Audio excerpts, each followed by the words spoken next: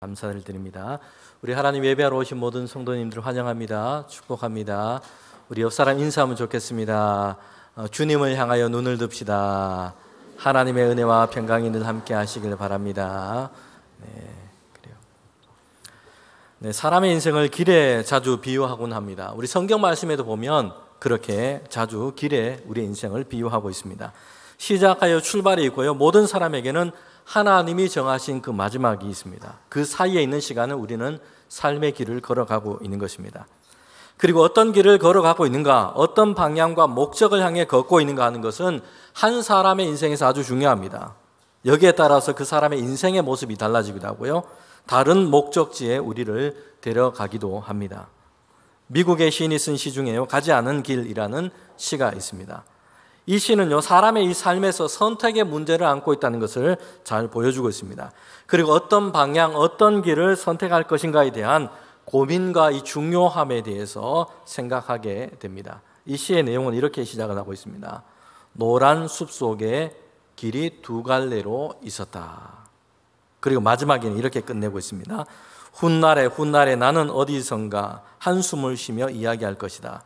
숲 속에 두 갈래 길이 있었다고. 나는 사람이 적게 간 길을 택하였다고. 그리고 그것 때문에 모든 것이 달라졌다고. 두 갈래 길 중에 하나를 선택해서 간 것입니다. 몸이 하나니 두 쪽 다 갈 수가 없는 것이죠. 그런데 못 가본 길이 생각이 났습니다. 후에 섞인 이런 아쉬움이 그의 마음속에 들었던 것입니다. 성도 여러분 어떻습니까? 지금 잘 걸어가고 계십니까? 비교적 후회 없는 삶을 살아가고 있는 것 같습니까? 지금까지 하나님께서 주신 삶을 의미 있고 그래도 가치 있게 내가 살아왔다 이렇게 생각이 드십니까? 아니면 삶에 걸어온 그 길을 볼 때 혼란스럽고 방향을 잃어버렸고 회한과 후회가 드는 이런 심정이 우리 마음속에 들지는 혹시 않습니까? 예수님께서 두 개의 길에 대해서 말씀을 했습니다. 좁은 길과 넓은 길입니다. 산상설교에서 예수님은 마태복음 7장 13절 14절에 두 개의 길에 대해서 말씀을 하고 계십니다. 좁은 길은 생명에 이르게 하는 길입니다. 그런데 넓은 길은 보기에 좋고요, 사람들이 많이 다닙니다. 다들 그래서 그 길을 택하여 가고 싶어 합니다. 그런데 그 길은 멸망에 이르는 길이라고 말씀합니다. 길의 중요성을 다시 생각하게 합니다. 좁은 길은 협착하고 험해 보입니다. 불편해 보여요. 그래서 사람들이 잘 그 길을 선택하지 않습니다. 별로 인기가 없습니다. 그런데 하나님의 말씀을 따르고 주님과 동행하는 그 길이야말로 생명의 길입니다. 여러분, 이처럼 진정으로 잘 사는 길이 무엇인가? 예수님께 답이 있습니다. 그리고 성경 안에 답이 있습니다. 성경에는 그 길을 걸어간 사람들의 모범을 우리에게 또한 잘 보여주고 있습니다. 하나님이 주신 그 인생을 잘 살기 위해서 그래서 우리는요, 성경 말씀 안에서 삶의 길과 방향을 찾아가야 합니다. 성경 말씀을 보면서 나는 지금 잘 맞게 가고 있느냐? 방향과 속도를 우리는 교정해 가야 합니다. 시편 119편 105절 말씀에 이렇게 말씀합니다. 주님의 말씀은 내 길의 등이요 내 길의 빛이니이다. 주님의 말씀이 우리 인생의 참된 길을 알려주고 방향을 결정하는 나침판인 것입니다. 여러분, 오늘 본문에서 바울은요 3차 전도 여행 중에 있습니다. 3차 전도 여행 중에 있었던 그 사건에 대해서 우리에게 알려주고 있습니다. 에베소라는 도시에 3년 동안 머물러서 하나님의 말씀을 강론하고 또한 예수님의 이 복음을 전했습니다. 그러면서 바울이 결심한 것이 한 가지 있습니다. 바울은요 예루살렘과 로마를 향해서 가야 되겠다라는 것입니다. 에베소라는 도시는 그 당시 그 지역에 있는 아주 중심되는 도시였습니다. 사람들이 많이 모여 살았던 대도시였습니다.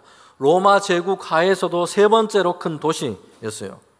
바울은 이곳에서 복음을 전도하면서 그리고 하나님의 말씀을 강론하면서 큰 결실과 파급력을 가져오는 이런 역사를 바울은 경험했던 것입니다.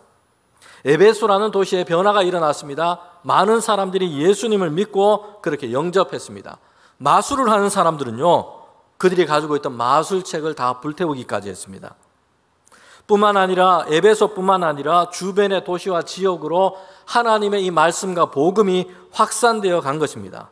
에베소에서 바울의 전도를 듣고 회심한 사람들이 생겼고요, 그들은 이제 그들이 살던 그 도시에 가서 다시 예수님의 복음을 전하는 전도자로 세워진 것입니다. 말씀이 흥황해서 에베소뿐만 아니라 주변 지역까지 그렇게 증거되게 된 것입니다. 바울은요, 그래서 이 일을 경험하면서 더 원대한 계획을 갖게 된 겁니다. 그러면서 바울이 이렇게 생각을 한 것이죠. 그렇다면 중심으로 가야 되겠다라는 것이에요. 사도행전 19장 21절에 보면 이렇게 얘기합니다. 이 일이 있은 후에 바울이 마케도냐와 아가야를 거쳐 예루살렘으로 가기로 작정하여 이르되 내가 거기 갔다가 후에는 로마도 보아야 하리라 하고. 바울은요, 전도를 하면서 도시마다 가서 먼저 유대인들에게 복음을 전했는데요, 회당에 가서 예수님이 바로 그리스도이시다라고 전했습니다. 지금까지 유대인들이 듣고 읽고 잘 알고 있는 성경 말씀을 강론하면서 선지자들로 예언한 그 메시아가 바로 그리스도 예수이심을 그들 가운데 증거했던 것입니다. 여러분, 유대인 중에는요, 물론 비방하고 반대하는 사람들도 있었고요, 그러나 그들 중에 예수님의 이름을 높이고 믿어 주님을 영접했던 사람들, 믿는 자들이 있었습니다. 바울은 이런 마음이 그의 속에 들었던 것입니다. 내가 중심으로 가야 되겠다. 유대인들의 중심인 예루살렘에 가서 거기서도 내가 복음을 다시 전해야 되겠다라는 생각이었던 겁니다. 바울은 여기에만 그치지 않고 또 다른 중심을 생각했습니다. 로마로까지 가야 되겠다.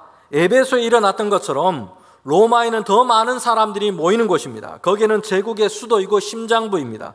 거기에서 선교를 한다면 제국 전체로 예수님의 이 복음이 넓게 증거되고 힘있게 확산될 것이다. 이런 소망을 품었던 것이요. 그래서 바울은요, 예루살렘으로도 가고 이제 로마로까지 가야 되겠다. 이런 마음을 품게 된 것입니다. 바울이 예루살렘으로 그리고 로마에까지 이렇게 중심부로 가고자 했던 것은 분명합니다. 사람들이 많고 화려하고 정치, 경제, 문화의 가장 중심지라 할 수 있는 그런 곳입니다. 거기에서 자기를 지금 증명해 보이기 위해서가 아니었어요. 높아지고 출세하고 이런 인간적인 욕망 때문에 중심부로 나아가고자 하는 것이 아닙니다. 예수 그리스도의 복음을 증거하기 위해서, 하나님의 은혜의 역사를 그들 가운데 전하기 위해서였습니다. 성도 여러분, 신실한 성도는요, 어디서나 복음의 증인으로, 하나님의 은혜의 역사의 증인으로 살아가기를 힘쓰는 자들입니다. 사람이 보기에 주변부를 할 수 있는 곳에 그렇게 머무르며 거기에서 살 수도 있습니다. 아니면 중심부에 있든지 마찬가지입니다. 어디서나 하나님의 정의와 하나님의 선하심을 세우고 주님의 긍휼과 사랑을 드러내는 이런 삶을 살아가는 자들이 여러분 신실한 믿음의 성도들입니다. 여러분, 그런데 성경을 보면요, 때로는 하나님께서 세상의 중심이라 할 수 있는 그런 곳에 믿음의 사람을 세우신다는 것을 보게 됩니다. 다니엘과 같은 인물은요, 하나님은 바벨론과 같은 이 세상, 이 제국의 중심에 그를 세우셨습니다. 요셉과 같은 인물은 애굽의 중심부에 하나님께서 그를 세우셨어요. 총리의 자리까지 오르게 하셨어요. 성도 여러분, 그런데 우리는 착각을 하면 안 됩니다. 하나님께서 그렇게 하신 이유가 분명하다는 것이요, 그렇게 하셔서 그들을 통해서 세상을 향해 영향력 있게 하나님의 뜻을, 하나님의 일을 펼쳐가기 위해서였습니다. 하나님께 영광이 되고 세상 가운데 하나님의 선한 뜻을 드러내기 위해서였던 줄 믿습니다. 자, 그래서 바울은요, 이제 드로아, 아소, 밀레도에 이르게 됩니다. 3차 전도 여행의 마지막 그 지역들입니다. 그리고 밀레도에서 배를 타고 예루살렘을 향해서 가게 되고요, 예루살렘이 최종적인 목적지가 아니라 다시 로마를 향해서 그렇게 가고자 했던 것입니다. 이것이 바울의 계획이었습니다. 성도 여러분, 우리는 바울이 이렇게 인생의 여정, 또 선교의 행로를 어떻게 정하고 있는지 우리가 잘 볼 필요가 있습니다. 바울은요, 이렇게 예루살렘을 향해서 가면서 마지막 그 선교 여정을 정하면서 고요한 가운데 하나님 앞에서 그의 길을 생각하고 있다는 것입니다. 보통은 바울이 전도자들과 동역자들과 함께 했습니다. 여러분, 그런데 바울이 드로아에서 아소로 갈 때는 어떻게 했는지 이렇게 얘기를 하고 있습니다. 사도행전 20장 13절에 보면 이렇게 얘기를 하고 있죠. 아소로 갈 때에 함께 했던 전도자들을 먼저 보냅니다. 그러면서 바울은요, 아소까지 걸어서 갔다는 것이요. 혼자서 걸어갔을 것으로 짐작이 됩니다. 바울은 이제 예루살렘을 향해서 가고 로마를 향해서 가고자 하는데 그 길의 의미를 그는 잘 알고 있습니다. 지금까지 전도하고 선교했던 아시아와 주변 지역을 떠나게 됩니다. 새로운 도전과 새로운 시작이 이루어지게 됩니다. 그런데 바울은 그때 홀로 고요히 하나님 앞에서 앞의 일과 길에 대해서 생각하고 기도하고자 한 것입니다. 그의 마음과 생각을 정리하고 정하고자 했던 것입니다. 성도 여러분, 우리는 너무 분주하게 살아갑니다. 고요한 가운데 나의 삶의 길에 대해서 생각하고 기도할 시간이 우리에게 절대적으로 필요합니다. 사람들의 이런저런 이야기를 듣고요, 세상의 흐름과 유행을 알아가기 위해서 우리는 시간을 쓰고 또한 바쁩니다. 그런데 우리에게 더 중요한 것은요, 하나님 앞에서 고요한 시간을 갖는 것입니다. 때로는 단독자로서 홀로 되어서 하나님 앞에 우리의 삶의 길에 대해서 지혜를 구하고 하나님의 인도하심을 구하는 것입니다. 사람의 시선과 마음이 너무 복잡하고 산만하고 분주하지 않도록 우리 자신을 주의해야 합니다. 홀로 고요히 하나님을 만나고 하나님의 지혜와 인도하심을 구하는 시간이 성도들에게 절대적으로 필요합니다. 여러분, 내가 다 정해놓고 또 사람들의 이런저런 소리를 듣고 다 정해놓고는 그냥 하나님 도와주세요 이렇게 되지 않도록 해야 합니다. 길과 방향을 정하는 것이 하나님께로부터 오도록 해야 합니다. 여러분, 예수님께서 이 땅에서 그리스도로 공생의 삶을 살아가실 때 중요하게 생각하셨던 시간이 있습니다. 주님은 해야 할 일도 많았고요, 만나야 할 사람들도 많았습니다. 예수님을 찾아오는 사람들도 많았어요. 주님을 따르는 무리들이 있었습니다. 그런데 예수님은 이 시간을 그렇게 지키셨던 것이요, 새벽 미명에 홀로 기도하는 시간이었습니다. 성부 하나님과 영적 교제를 놓치지 않으셨다는 것이요. 바쁘기 때문에, 해야 할 일이 많기 때문에, 만나야 할 사람들이 많기 때문에 생략하고 건너뛰고 뒤로 미루고 이렇게 하지 않으셨습니다. 예수님께서는 그리스도로서 하나님께서 맡겨주신 그 길을 걸어갈 수 있었던 것은요, 이 시간을 잃지 않으셨기 때문에 그래요. 새벽 미명에 홀로 되어 하나님 앞에 있는 시간, 그 시간을 통해서 예수님은 그리스도의 길을 걸어가셨던 것입니다. 사람들의 환호와 인기가 유혹이 될 수 있습니다. 세상의 왕으로 삼으려 했던 사람들이 예수님 주변에 그렇게 많이 모였습니다. 그런 중에도 예수님은 십자가의 길, 그리스도의 길을 걸어가셨습니다. 그러면 사탄이 사람들을 유혹하는 전략이 한 가지 있습니다. 사탄은요, 사람들이 하나님을 믿지 못하게 하고 하나님을 경외하는 삶을 살아가는 것을 방해하는 존재입니다. 그런데 이를 위해서 그들이 쓰는 전략 중에 한 가지는요, 바쁘게 한다는 것입니다. 별로 중요하지 않은 일로 바쁘게 만들어요. 영혼에 별로 유익이 되지 않은 이런 일들을 한다고 바쁘게 만듭니다. 너무 바쁘게 만들어서 영혼의 문제에 대해서 고민을 하지 못하게 합니다. 성도들도 너무 바쁘게 만들어서 하나님과의 시간을 잃어버리게 만듭니다. 하나님이 기뻐하시는 것이 무엇인지 생각할 겨를이 없도록 하는 것이에요. 지금 내가 믿음 안에서 정말 잘 살아가고 있는지 생각할 겨를이 없도록 분주하게 만듭니다. 그래서 그냥 사는 대로 그렇게 가도록 만드는 것이에요. 여러분, 오늘 인터넷을 통해서 우리 주변에 또한 수많은 볼거리들이, 매체들이 얼마나 많습니까? 때로는 유익한 것도 있어요. 그런데 근본적으로 우리가 절제를 잃어버린다면 여러분, 이것은 위험한 것입니다. 거기에 나오는 내용도 내용이지만 사람들로 하여금, 주의 성도들로 하여금 하나님 앞에 홀로 고요히 머물 수 있는 그 시간 자체를 잃어버리게 만들기 때문입니다. 사도 바울은요, 이제 예루살렘으로 가기로 마음을 정했습니다. 그리고 오순절이 오기 전에 내가 거기 도착해야 되겠다, 이렇게 생각을 정리합니다. 그리고 바울은요, 지체하지 않고 예루살렘을 향해서 가고자 합니다. 아소에서 밀레도로 향해 가고요, 거기에서 배를 타고 예루살렘을 향하고자 했던 것입니다. 자, 그런데 바울이 밀레도에서 어떤 일을 하고 있는지 오늘 말씀이 그 내용입니다. 에베소 교회에 있는 장로와 교회 리더들을 이제 불러서 마지막 권면, 마지막 설교, 그리고 고별 인사를 하고 있는 것입니다. 사람을 보내서 그들이 밀레도에 오도록 했습니다. 바울이 에베소에 방문해서 들렀다 가는 것을 하지 않고요, 그들이 그곳에 와서 이제 마지막 말씀과 인사를 함께 나누도록 했던 것입니다. 사도행전 20장 16절부터 17절에 보면 그 이유가 거기에 나와 있습니다. 16절에 보면요, 이렇게 얘기하고 있죠. 바울이 아시아에서 지체하지 않기 위해서 그렇게 했습니다. 밀레도에서 사람을 보내 에베소에 보내서 교회 장로들을 청했다라고 얘기합니다.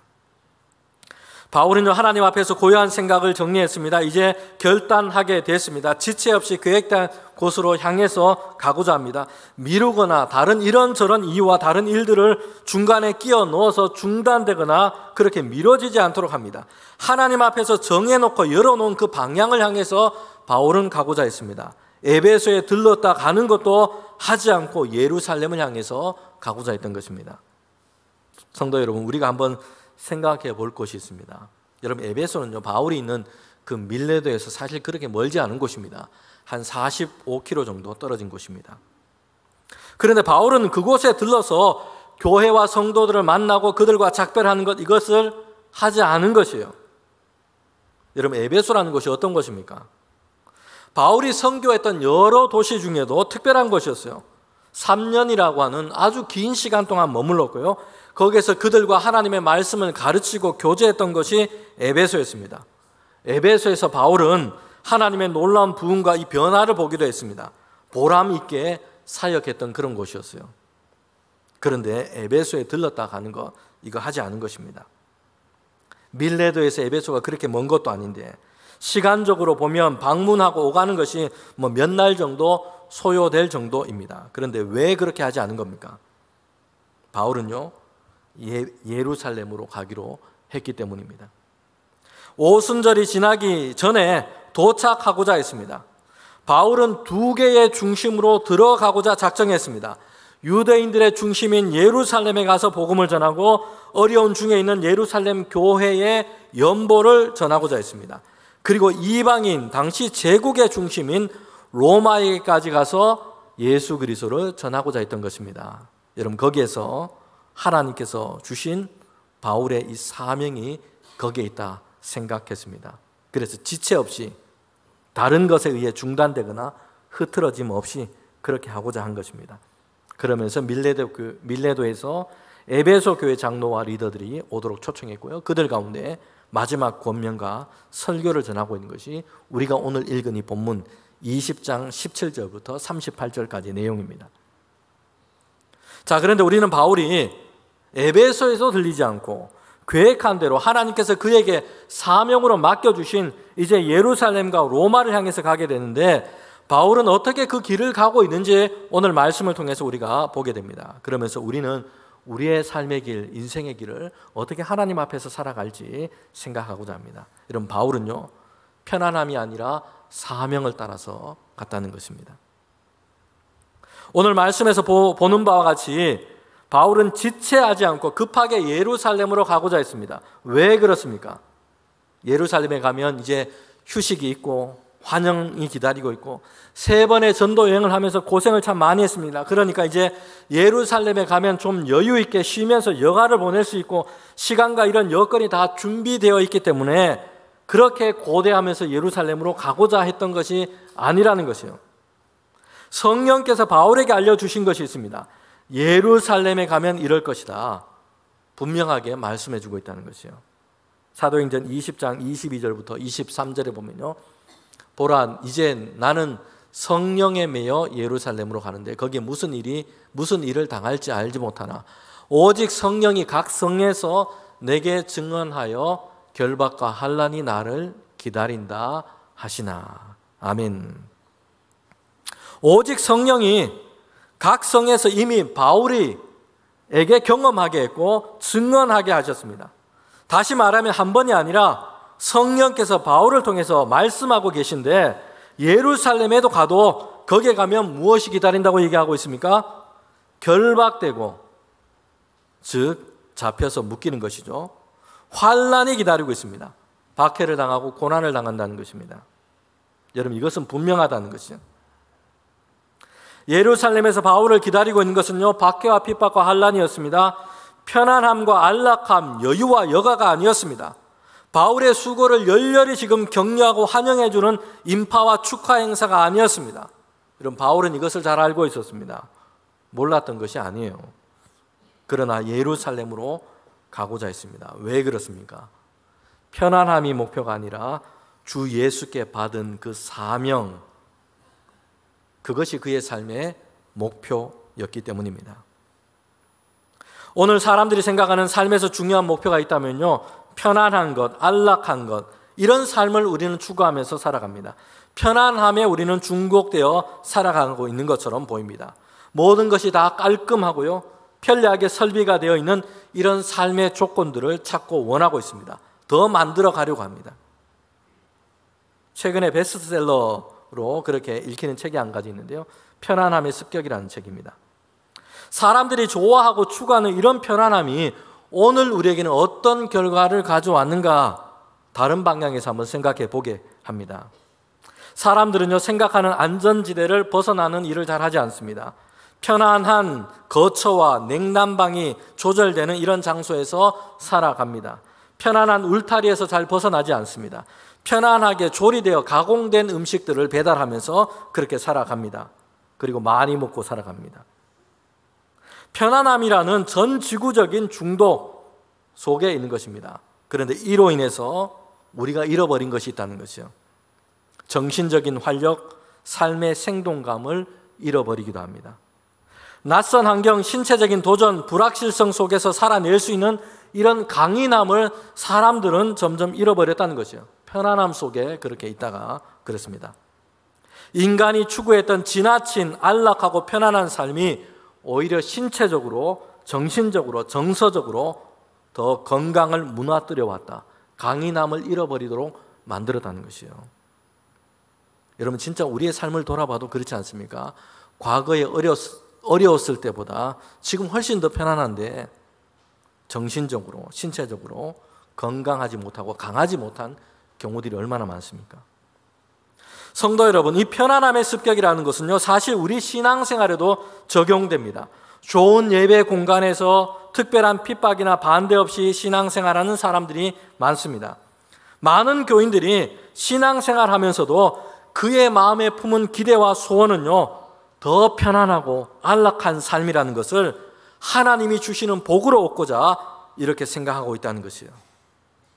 성도 여러분, 그런데 이 편안함의 중독이야말로 오늘 우리 신앙을 오히려 연약하게 만듭니다. 신앙적인 생동감과 믿음으로 세상을 도전하고 더 고상하고 더 영광스러운 가치를 추구하는 이런 신앙의 삶을 잃어버리게 했다는 것입니다. 여러분, 바울은요, 예루살렘을 향해서 가는데 편안함이 보장되어 있기 때문에 가는 것이 아니에요. 하나님께로부터 받은 그 사명을 이루는 길이었기 때문입니다. 그래서 바울은요, 결박과 환난이 기다리고 있다는 것을 알지만 몰랐던 것이 아니에요. 이미 알고 있지만 예루살렘을 향해서 가고자 했습니다. 성도 여러분, 바울의 이런 행보는요, 예수님을 생각나게 합니다. 예루살렘, 십자가의 그 길을 향해서 가고 있는 주님을 생각나게 한다는 것이요. 성도 여러분, 오늘 우리가 성도로서 가장 성공적인 삶이란 뭘까요? 저는 목회자로서, 내가 목회자로서 하나님께서 주신 가장 성공한, 목회자로 성공한 것이 뭘까? 성공한 목회가 뭘까? 이런 생각을 해보곤 합니다. 목회하고 있는 교회가 부흥하는 것도 좋겠고요, 교회 성도들에게 하나님의 말씀을 잘 가르쳐서 신앙적인 성장을 이루어가는 것, 이것도 정말 기대되고 좋습니다. 성도들을 위로하고 돌보고 감사와 행복으로 신앙생활을 잘할 수 있도록 그렇게 돕는 역할을 잘하면 좋겠습니다. 성도들이 생애 마지막까지 하나님의 나라의 소망을 두고 그렇게 살아갈 수 있도록 잘 안내하는 것도 너무 소중하다 생각이 듭니다. 그런데 결론적으로 성공한 목회자, 성공한 이 목회가 뭘까? 목회의 성공이 뭘까? 이런 생각을 해봤습니다. 예수님이 생각나게 하는 것. 여러분, 이것은 목회의 성공이요, 목회자의 성공일 것입니다. 목회자로서의 나의 생활과 삶을 통해서, 그리고 목회자의 설교와 목회의 과정을 통해서 그렇습니다. 예수님이 생각나게 한다면 여러분, 이것은 성공한 목회입니다. 성도 여러분, 성도로서, 신자로서 어떤 인생이 성공한 인생이라고 생각을 하십니까? 저와 여러분을 보면서 예수님이 생각나게 된다면 여러분, 그것이야말로 가장 복있고 성공한 인생이라 믿습니다. 여러분, 바울은요, 예루살렘을 향해서 올라가는데 환난과 핍박과 결박이 기다린다는 걸 알면서도 그렇게 하고 있습니다. 바울의 이런 모습은 예수님을 생각나게 합니다. 예수님께서 예루살렘을 향해서 가시는데 고난과 죽음의 십자가가 기다리고 있다는 것을 알면서도 그 길을 가십니다. 주님은 그곳을 향해서 가십니다. 왜냐하면 세상과 사람을 살리는 구원할 그 십자가를 지시기 위해서입니다. 여러분, 그때 제자들은요, 주님 가까이 있었는데 누가 높은 자리에 앉을 것인가, 누가 높은가 서로 논쟁을 하고 있습니다. 편안함과 안락함을 줄 수 있는 힘과 권세를 얻을 수 있는 그런 길로 착각을 했던 것입니다. 그런데 예루살렘으로 가는 길은요, 고난당하셔서 하나님의 의를 이루는 길이었습니다. 예루살렘의 왕궁이 아니라 골고다의 십자가를 지는 길이었습니다.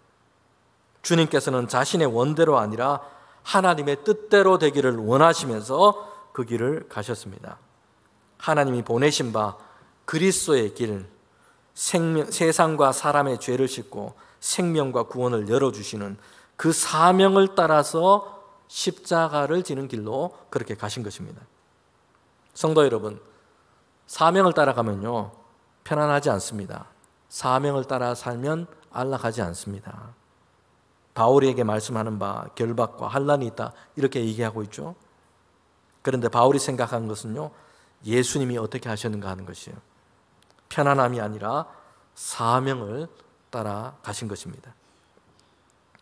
여러분, 기독교 정신으로 세워진 이 거창고등학교가 있는데 그 학교에는 학생들이 직업 선택을 할 때 10가지 십계명을 이렇게 얘기를 합니다. 여러분 아마 들어보신 분들도 많을 겁니다. 거창고등학교의 학생들이 직업을 이제 생각하고 선택할 때 이 10가지를 생각해라 라는 직업 선택의 십계명입니다. 월급이 적은 쪽을 선택해라. 내가 원하는 곳이 아니라 나를 필요로 하는 곳을 선택해라. 승진의 기회가 거의 없는 곳을 선택해라. 모든 조건이 갖추어진 곳을 피하고 처음부터 시작해야 하는 황무지를 선택해라. 앞을 다투어 모여드는 곳을 절대 가지 말라. 아무도 가지 않는 곳으로 가라. 장래성이 전혀 없다고 생각되는 곳으로 가라. 사회적인 존경 같은 것을 바라볼 수 없는 곳으로 가라. 한가운데가 아니라 가장자리로 가라. 부모나 아내나 약혼자가 결사 반대하는 곳이면 틀림없다. 의심하지 말고 가라. 10번째, 왕관이 아니라 단두대가 기다리고 있는 곳으로 가라. 여러분, 뭘 얘기를 합니까? 사람들이 생각하고 우리가 이게 아니라 하나님이 원하시고 기대하는 본인의 사명과 소명을 쫓아서 가라라는 것입니다. 저는 9번이 좀 바뀌었으면 좋겠어요. 부모나 아내나 부모가 결사반대하는 곳이면 틀림없다. 의심하지 말고 가라. 이렇게 9번이 있는데 우리 대본교회 믿음의 부모들이 좀 바뀌어서 믿음의 부모들이 가라고 하는 것은 틀림없다. 그리로 가라. 이렇게 좀 바뀌었으면 좋겠습니다. 여러분, 뭘 얘기를 하고 있습니까? 우리가 생각하게 하는 것이 있습니다. 세상에서 남들이 다 원하는 것처럼 편리함을 따라서, 안락함을 따라서 가지 말고 하나님께서 우리에게 주신 그 사명을 따라 가야 할 줄 믿습니다. 여러분, 바울이 갔던 그 마지막 인생의 우리 길을 통해서 우리가 볼 수 있는 마지막은요, 성령에 매여서 갔다는 것이요. 오늘 사도행전 20장 22절에 보면 이렇게 말씀하고 있습니다. 우리 함께 읽도록 하겠습니다. 보라, 이제 나는 성령에 매여 예루살렘으로 가는데 거기서 무슨 일을 당할지 알지 못하노라. 여러분, 바울은요, 예루살렘을 향해 갑니다. 반대가 있을 것이다, 환난이 있을 것이다 알고 있습니다. 결박될 것이다 말씀하고 있습니다. 실제로 바울은 예루살렘에서 결박되기도 했고 죄수의 신분이 되어서 로마로 그렇게 가게 됩니다. 복음 전하는 것이 바울 자신에게 하나님께서 주신 사명이었기 때문입니다.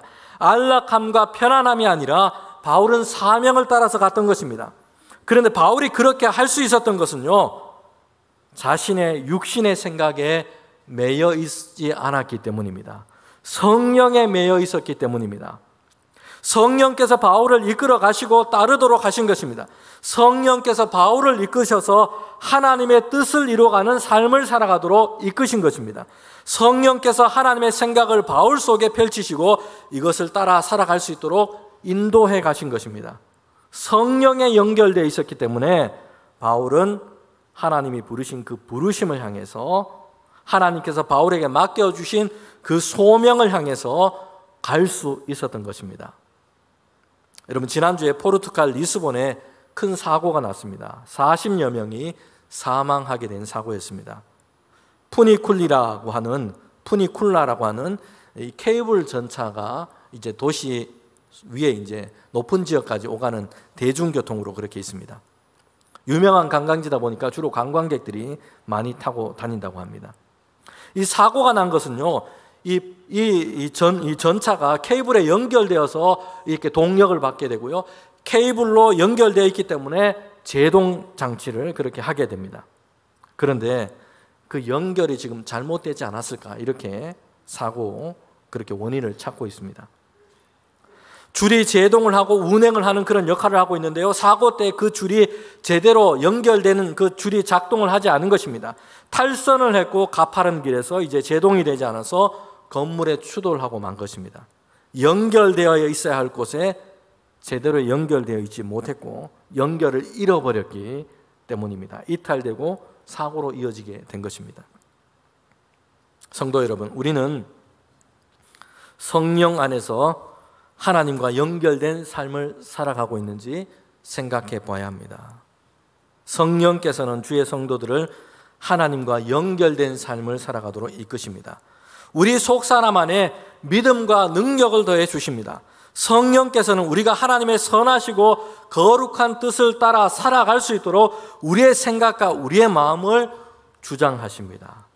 하나님과 연결되도록 하신다는 것이요. 오늘 우리가 이 말씀을 기억하면서 편안함이 아니라 사명을 따라서 가고 성령에 매여서 하나님과 연결된 삶을 살아가는 우리 모든 주의 성도들 되시기를 주님의 이름으로 축원합니다. 함께 기도드리겠습니다.